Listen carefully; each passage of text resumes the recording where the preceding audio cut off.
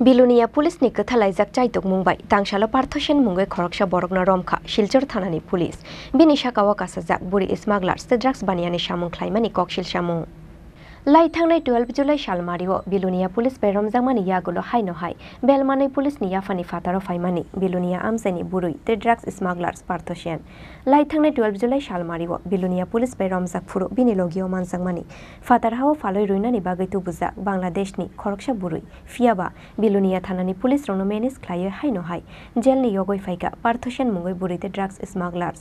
हाइफानो जेलनि फातारो आशुक जरा कलमा तंगै मानलिया पार्थसेन तांगशाला बुरै स्मागलार्स केशव बनरमनानि बागै बिलुनिया आमसायाव फाय सकफाइका आसाम पुलिस बिलुनिया पुलिसनि कथालाइजाक चाइतक मुंबाई तांगशाला पार्थसेन रमखा शिलचर थानानि पुलिस बिनि साकाव बुरै स्मागलार्स ते ड्राग्स बानियानि सामुं ख्लाइमानि शिलचर थानाव केस दंग होनाय शाखा बिलुनिया थानानि पुलिस পুলিশের সাব ইন্সপেক্টর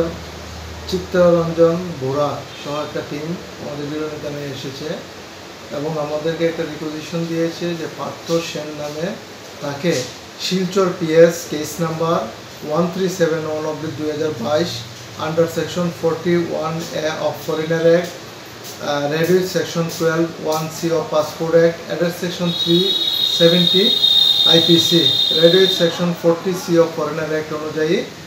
তাদের কেসে ইনভলভ আছে। এই অনুযায়ী আমাদের বিলুনিয়া পুলিশের সহযোগিতায় বিলুনিয়া পিএসের সহযোগিতায় পার্থ সেনকে অ্যারেস্ট করা হয় এবং আজকে কোর্টে ট্রানজিট রিমান্ডের জন্য ফরওয়ার্ড করা হয়। গত 12/7/2022 তারিখ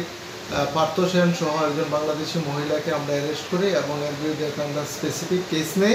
Belonia PS case number 46/2023 under section 461, 471, 120B, 370 of IPC এবং 3 of Passport Act অনুযায়ী কেস নেই এবং